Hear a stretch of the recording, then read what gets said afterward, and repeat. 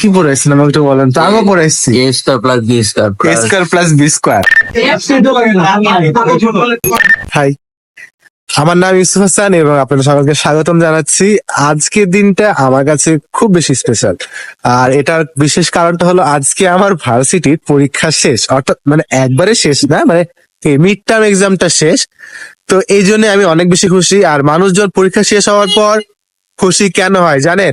মানুষজন পরীক্ষা শেষ হওয়ার পর খুশি হয় একটা বিশেষ কারণে, তাদেরকে আর পড়াশোনা করা লাগে না। আর আমি খুশি কিন্তু অন্য একটা কারণে, কারণ আমাকে সকাল সকাল ঘুম থেকে উঠতে হবে না। কারণ এই রমজান মাসে রোজা রেখে সকাল সকাল ঘুম থেকে উঠতে আমার অনেক অনেক, আমার না, আমার মনে হয় আমার মতো আরো অনেকেই আছে যাদের অনেক বেশি কষ্ট হয়।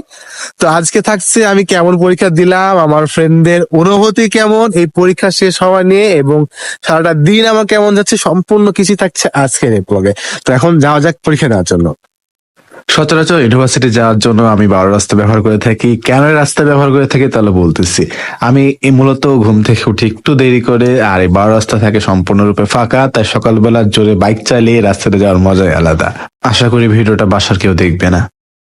আজকে বেশ খানিকটা আগে ইউনিভার্সিটিতে পৌঁছে গেছি, আর যেহেতু ম্যাথ এক্সাম, তো একটু ম্যাথ প্র্যাকটিস করে পরীক্ষার হলে ঢুকবো, তারপর আপনাদের সাথে দেখা করছি।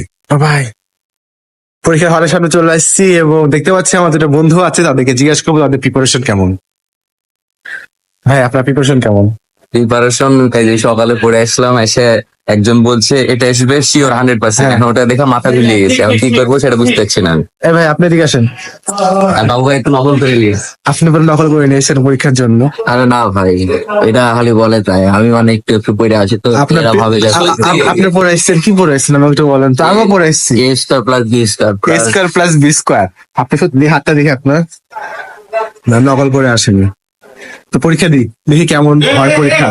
আমি জানি না মেয়েদের গ্রুপে এমন হয় কি হয় না, বাট আমাদের ছেলেদের গ্রুপে এটা প্রায় সময় হয়। আমরা এক্সাম খারাপ দিয়েছি, আমরা বাহিরে বের হয়ে গেছি, আধা ঘন্টা হয়ে গেছে, আর সে রোকন এখন এক্সাম হলে বসে আছে। তো মুফাসসল আর আমি দুইজন মিলে তাকে বলছি তুই এখন এক্সাম বন্ধ করে তাড়াতাড়ি তুই বাইরে আয়, তোরা লেখা লাগবে না। বেচারা লাস্টে বেরিয়ে হয়ে আসে এক্সাম হল থেকে।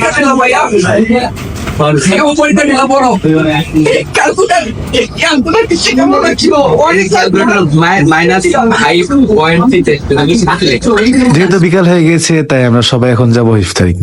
আর এই ছেলেটা এখানেও লেট করছে। পরীক্ষা যেমনই দেই, কিন্তু বিষয় হলো একটাই, ভালো হোক বা খারাপ হোক সেলিব্রেশন করতে হবে। শেষ পরীক্ষা ছিল এবং এই জন্য খারাপ পরীক্ষা দেওয়া উপলক্ষে আজকে সেলিব্রেশন। আজকে মুফাসসলের পক্ষ থেকে ইফতারি ট্রিট আছে আমাদের সবার জন্য। যারা যারা খাইতে পারিনি তারা তারা আফসোস করেন না, টাকাটা আমাদের পক্ষে পেয়ে যাচ্ছে। তো আজকে মূলত ইফতারি করতে গিয়েছিলাম আমি, মুফাসসল এবং রোকন, এই তিনজন মিলে। আমরা সিদ্ধান্ত নিয়েছিলাম যে আজকে আমরা ইফতারি করতে যাব যে তালাইমারির ডিউস ক্যাফে আছে, সেই ডিউস ক্যাফেতে।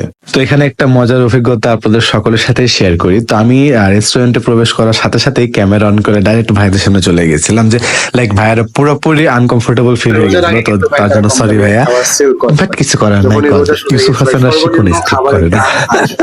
Sorry, joke of the part. তো এখানে মূলত আমি ভাইদেরকে জিজ্ঞাসা করছিলাম যে তারা এত কম বাজেটে কিভাবে এত সুন্দর বা দারুণ কোয়ালিটি খাবার দিতে পারে, তো তা নিয়ে কথা হচ্ছিল। এবং যখন কথা বলছিলাম, কথা বলার শেষে দেখছি যে রোকন এখানে বসে একটু পাট নিচ্ছে, একটু ছবি তোলা ট্রাই করছে। রোকনের ফটো সেশন শেষ করে আমরা সকলে একসাথে বসলাম, এবং এখানকার এনভায়রনমেন্ট নিয়ে যদি কথা বলি, বেশ দারুণ একটা এনভায়রনমেন্ট, ছোট্ট একটা জায়গা বাট অনেক পরিপাটি এবং গোছানো।